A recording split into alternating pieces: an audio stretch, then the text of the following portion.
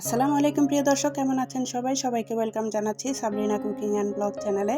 আজকে আবারও হাজির হয়ে গেলাম সম্পূর্ণ একটা নতুন রেসিপি নিয়ে। আজকে আপনাদের সাথে শেয়ার করব সকাল বিকেলের একটা নাস্তার রেসিপি। আপনারা অবশ্যই দেখে বুঝে গিয়েছেন যে আমি আজকে কি শেয়ার করব। তো চলুন কথা না বাড়িয়ে দেখে নিই পুরো রেসিপিটা। প্রথমে আমি একটা মিক্সিং বোলের মধ্যে নিয়ে নিচ্ছি 1 কাপ পরিমাণ সুজি, হাফ কাপ পরিমাণ আটা, আর এখন দিয়ে দিচ্ছি হাফ টেবিল চামচ পরিমাণ চিনি, স্বাদ মতো লবণ, আর একটা ডিম। আর এখন দিয়ে দিচ্ছি বেকিং পাউডার অবশ্যই দিতে হবে। আমি এখানে 1.5 চা চামচ পরিমাণ বেকিং পাউডার দিয়েছি। আর এখন নর্মাল পানি দিয়ে একটা ব্যাটার তৈরি করব। বেশি ঘনও না, বেশি পাতলা না। প্রিয় দর্শক, আপনারা যে যেখান থেকে আমার ভিডিওটা দেখছেন আপনাদের সবাইকে জানাই অসংখ্য ধন্যবাদ। আর যারা অলরেডি এখনও সাবস্ক্রাইব করেননি আমার চ্যানেলটা অবশ্যই সাবস্ক্রাইব করে দিবেন। আর যারা সাবস্ক্রাইব করে রেখেছেন আপনাদের সবাইকে জানাই অসংখ্য ধন্যবাদ। অনবরত ভালো করে নাড়াচাড়া করে নিতে হবে। এখন একটা মিক্সারের মধ্যে ঢেলে নিচ্ছি।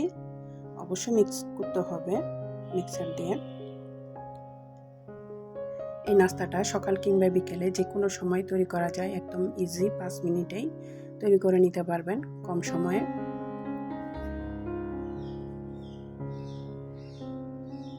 মিক্স করে নেওয়া হয়ে গিয়েছে। আমি আবার মিক্সিং বোলে ঢেলে নিয়েছি আর মিক্সারের সামান্য একটু পানি দিয়ে ধুয়ে নিয়েছি। আর যারা এখনো পর্যন্ত আমার ভিডিওটা দেখছেন আপনাদের সবাইকে জানাই অসংখ্য ধন্যবাদ। আপনাদেরকে ঘনত্বটা দেখিয়ে দিচ্ছি, দেখতে পাচ্ছেন এটার ঘনত্ব কেমন। অন্যদিকে একটা প্যানের মধ্যে সামান্য পরিমাণ তেল দিয়ে দিচ্ছি খুব ভালোভাবে উল্টানোর জন্য। কম তেলেই এই নাস্তাটা তৈরি করা যায় এই গরমের মধ্যে, হেলদি একটা নাস্তা। এখন দিয়ে দিয়েছি প্যানের মধ্যে, দেখতে পাচ্ছেন এরকম ভালোভাবে ঘুরিয়ে নাস্তাটা তৈরি করতে হবে।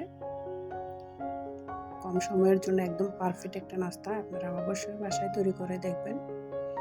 সুজি দিয়ে নাস্তাটা খুব ভালোভাবে তৈরি করা যায় আর অনেকক্ষণ পর্যন্ত এই নাস্তাটা একদম সফট থাকে, খেতে অসাধারণ লাগে, খুব ভালো লাগে খেতে।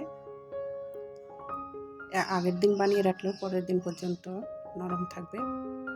তৈরি হয়ে গেল 5 মিনিটে সকাল কিংবা বিকেলের নাস্তার রেসিপি। আপনাদের কাছে এই নাস্তার রেসিপিটা কেমন লেগেছে আমাকে কমেন্ট বক্সে জানাতে পারেন। দেখা হবে অন্য আরেকটা রেসিপিতে।